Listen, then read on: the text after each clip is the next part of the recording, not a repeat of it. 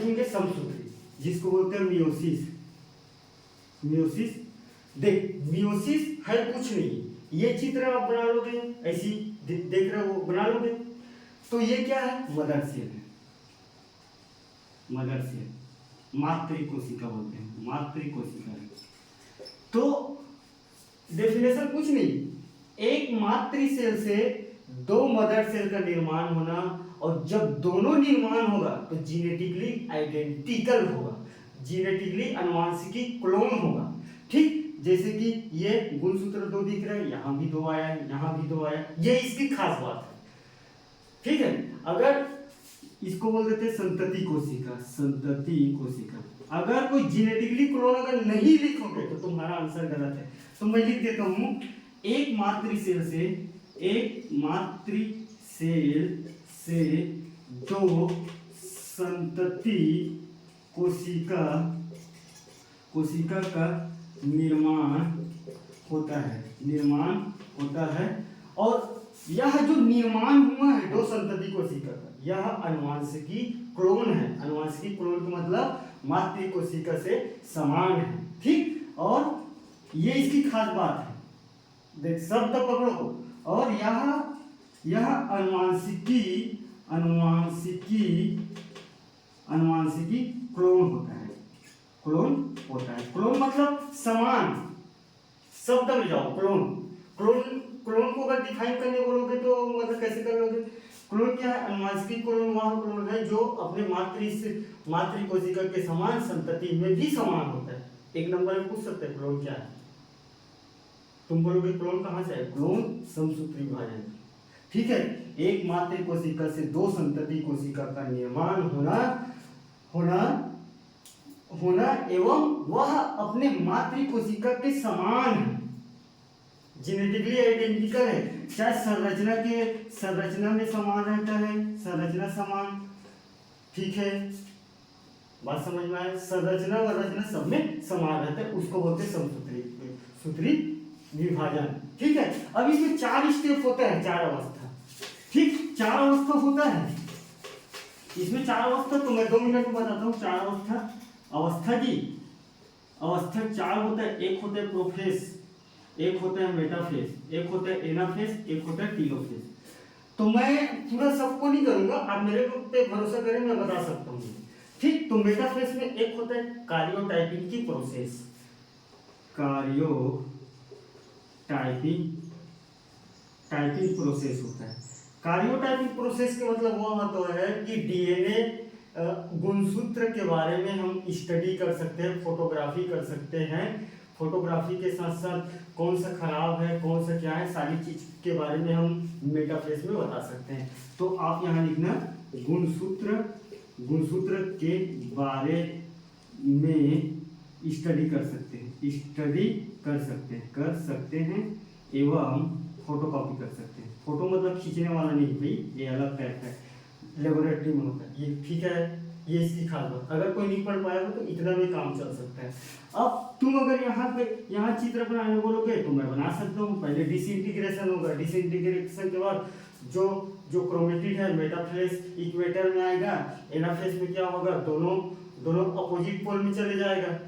Opposite pole के बाद telophase में क्या होगा, कार्योकाइनेसिस और साइटोकाइनेसिस होकर टूट के अलग हो जाएगा। ठीक है, तो समसूत्री विभाजन की सिग्निफिकेंस क्या है? सबसे पहले इसके महत्व क्या है, 2 मिनट में। महत्व क्या है? कुछ नहीं है महत्व भाई, ये शरीर के मरम्मत, वृद्धि और विकास में काम करता है। तो सबसे पहले देखो, शरीर के मरम्मत में, क्योंकि समान है ना, समान है तो मरम्मत ही तो करेगा। मरम्मत के साथ शरीर के विकास में महत्व है। सिग्निफिकेंस की महत्व क्या है? तीसरा क्या महत्व है? शरीर के विकास, शरीर के वृद्धि में। चौथा क्या है? चौथा है कुछ नहीं, यह लैंगिक प्रजनन प्लस अलैंगिक प्रजनन में होता है। दोनों, यही एक विभाजन है जो दोनों में होता है। यह लैंगिक प्लस अलैंगिक करने वाले जीवों में संपन्न होती है। प्लस महत्व क्या है, जेनेटिकली क्लोन होता है, इससे बनने वाला संतति, ठीक, जी अनुवांशिकी, अनुवांशिकी क्लोन होता है, क्लोन मतलब समान, समान होता है, ठीक है, यहाँ तक समझ गए। लैंगिक मतलब क्या है, जो सेक्सुअल रिप्रोडक्शन हम करते हैं, प्लांट नहीं करते, तो प्लांट क्या है, अलैंगिक प्रजनन। बाइनरी फ्यूजन यूजन सुने हो ना, बाइनरी कटिंग ब्रीडिंग सब अलैंगिक प्रजनन में आएगा, ठीक है, तो ये इसका महत्व है, ठीक, तो हम इसको यही कर रखते हैं, अर्धसूत्री विभाजन, ठीक, अर्धसूत्री विभाजन क्या है, एक मातृ कोशिका से, एक मदर सेल है ना, एक मातृ कोशिका से 4 संतति सेल का निर्माण हो रहा है, उसको बोलते हैं अर्धसूत्री विभाजन। तो क्या लिख सकते हैं, एक मदर मतलब मातृ सेल, मातृ कोशिका से 4 संतति सेल, 4 संतति सेल, 4 संतति का निर्माण होता है, ठीक, उसको अर्धसूत्री विभाजन कहते हैं, अर्धसूत्री विभाजन। और यह बेसिकली लैंगिक प्रजनन करने वाले जीवों में होता है, ये बात हमेशा याद रखना। और यह सेक्सुअल रिप्रोडक्शन, इंग्लिश में बोलो तो सेक्सुअल रिप्रोडक्शन या लैंगिक प्रजनन करने वाले जीवों में, लैंगिक प्रजनन करने वाले जीवों में, ठीक।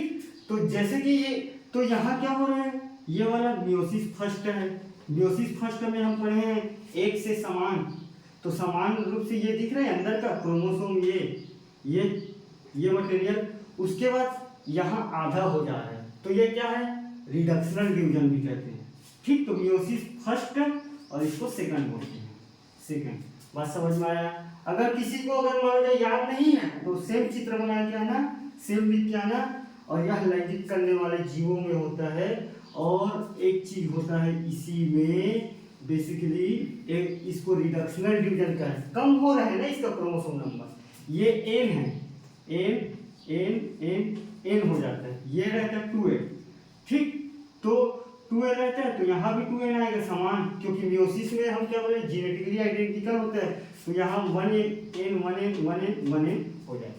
बात समझ में आया। चित्र बना लो कि यहाँ एक एक करना है, यहाँ एक एक करना है, अन्यथा गलत हो जाएगा तुम्हारा चित्र। बात समझ में आया, क्या है मातृ वाला, यही है। और यह रिडक्शनल डिवीजन भी कहते हैं, रिडक्शनल, ठीक। अब मैं प्रोफेस 1, प्रोफेस 2, प्रोफेस 3 करके मैं बता सकता हूँ। एनाफेज में बेसिकली 5 प्रोसेस इस तरह होता है, लेप्टोडीन, जाइगोटीन, डाइकाइनेसिस और डायोसिस। तो पेक्टिन में एक क्रिया होता है क्रॉसिंग ओवर का, तो हम क्रॉसिंग ओवर देख लेंगे, फिर आपको समझ आ जाएगा, ठीक।